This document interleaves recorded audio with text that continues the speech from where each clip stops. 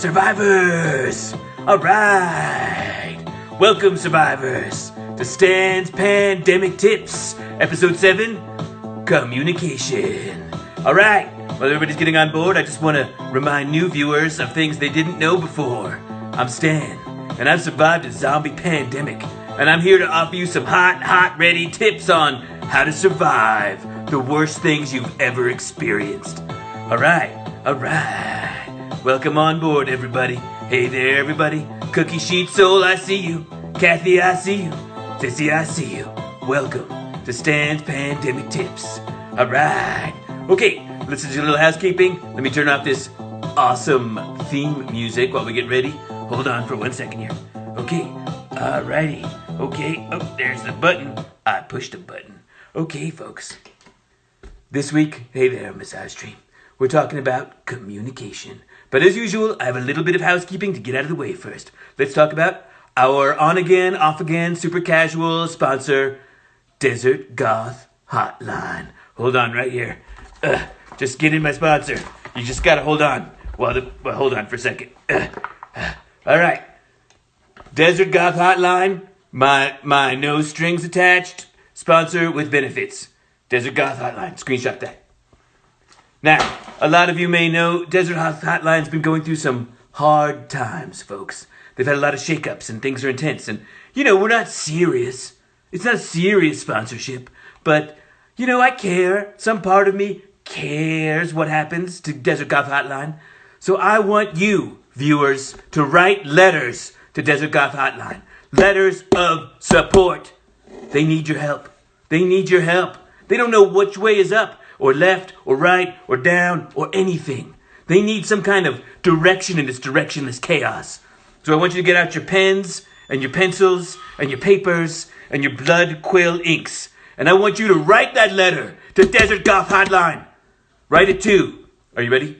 418 Montezuma, care of George R.R. Martin at Beastly Books. Attention, Desert Goth Hotline, we're here to help. And then you write whatever you want, survivors. Write some crazy thing that Desert Goth Hotline is going to hold on to as their last little bit of hope in this dark, desperate world of pain. Okay, that's enough about my sponsor. Let's talk about the Astrocast. So a little bit about the astrology this week. We have Saturn, which is semi-square to Neptune, which means that your ordinary routine of boring activities is driving you mad. So, survivors, this particularly affects Libras and Scorpios. Already those two signs are prone to ghosting you. Now they're going to really ghost you. And I know Scorpios have always done that. They always say one word, and then they show up 6 months later, and they're like, what? And they give you a novel. Libras, just ignore them. Just let it go. Just let it go. Is this on the table? Is this a Libra? Boom! It's gone. All right, that's your Astrocast for the week. Let's talk about communication. It's the most important thing in survival next to surviving. You need to reach out to people. Why do I need to communicate? Stan, I'm alone in my house, my fortress, my VW bug. I don't need anybody. Yes, you do. You might need some food, or you might need just some connection. So we're going to talk about just the basics, just the fundamentals tonight. So, there's a lot of ways to communicate. And if you can remember the 9 basics of communication, you'll do fine.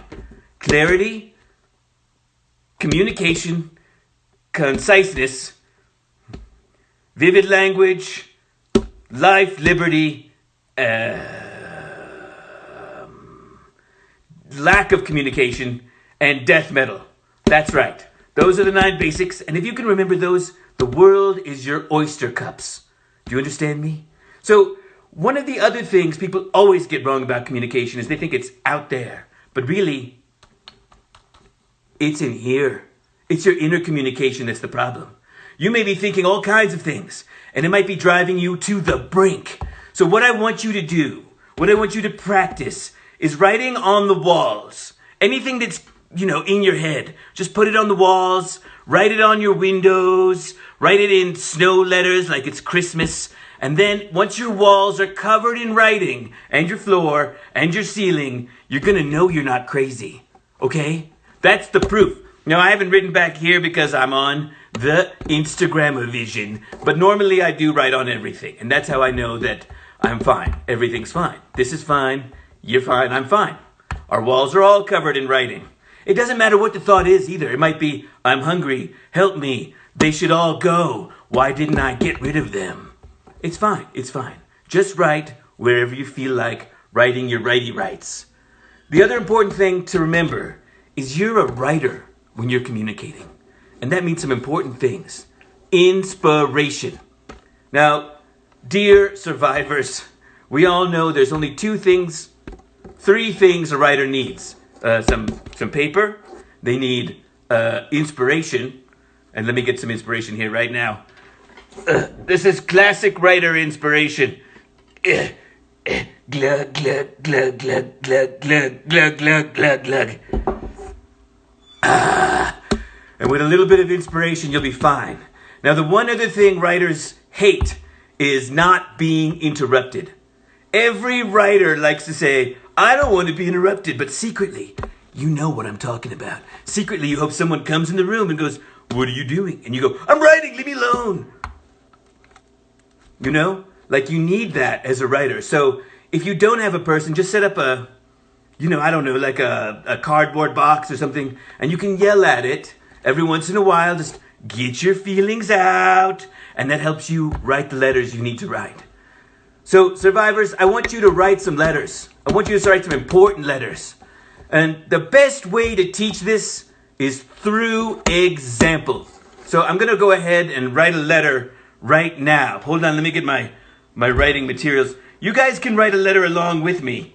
This letter is to a fan. This is to Sue. I'm just going to call her Sue Lowe. All right? All right, hold on. Here we go. Dear Sue, I got your letter. All of it. It was real good. I read the words, and they were real good. You asked me about how things are. Not bad. You also asked me about if I'm still with that expletive deleted Lydia. Listen, Sue, Lydia's dead to me. Dead to me. Like, actually dead to me and everyone else. And I'm not just saying that because she's dead, or rather because she's undead. It's because I also can't really be with her anymore because she's undead. Doesn't mean I'm not obsessing about her night and day. But it does mean that, like, we're definitely not dating anymore. So, you know, keep the letters coming. ... How's things in Baltimore? Hope it's real good. Are you still living in that place with those people? Cool. Send another letter. ASAP. It's what's keeping me going. Through the long nights. Through the creakingly boring days. Through the desperate twilights. And the disheveled, cruel dawnings. There's no hope but for one more letter from you, Sue. Keep me alive. Keep me alive, Sue. Send me another letter. P.S. Give my best to Vince. Love, comma, Stan. And that's how you write a letter, survivors. Don't forget it.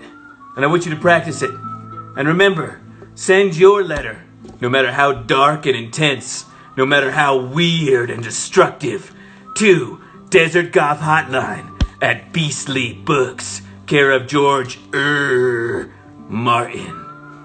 That's it, survivors. Until next time, think positive, and vamos a la playa.